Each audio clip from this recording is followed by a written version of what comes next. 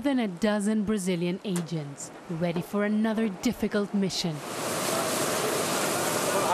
This is Operation Cobra, an operation whose main objective is to find the drugs that are smuggled into Brazil from neighboring Colombia, the world's top cocaine producer. These police officers just received information that there is a boat carrying drugs heading to the city of Manaus. The idea is to intercept that boat in order to prevent those drugs from making it to the city. And it all happens here, in a part of the Amazon rainforest that borders both Colombia and Peru. These regions' endless rivers are used to move drugs into this country and from here to the rest of the world. And some of it could be hidden here. The police start their search at the top. They can hide it anywhere in the water storage or other places. They continue to the bottom of the boat, searching in all the possible places where drugs could be hidden. Poverty is everywhere in this part of the region, and the fast cash that can be made by transporting drugs lures many. You have to think how profitable it is. If they make it to Manaus, it doubles the money. If they make it to Sao Paulo, they triple the money. So a lot of people are tempted.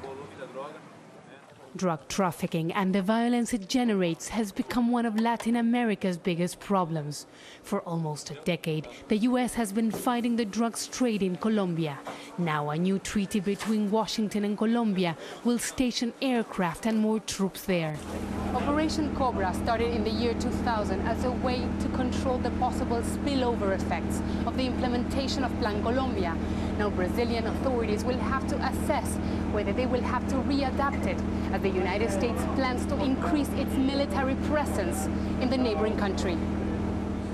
The police told us that in the last 4 months they have captured more than 3 tons of cocaine, hidden in food, suitcases and people's stomachs.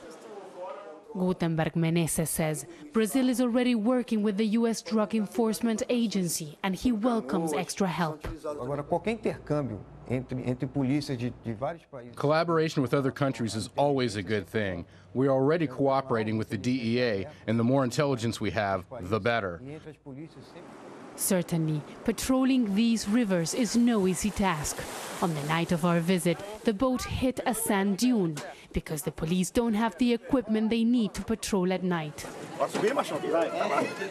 In spite of the challenges, the police continue to search for drugs through the night. They know that as long as there is money to be made, people will continue to take the risk and try to sneak the drugs in.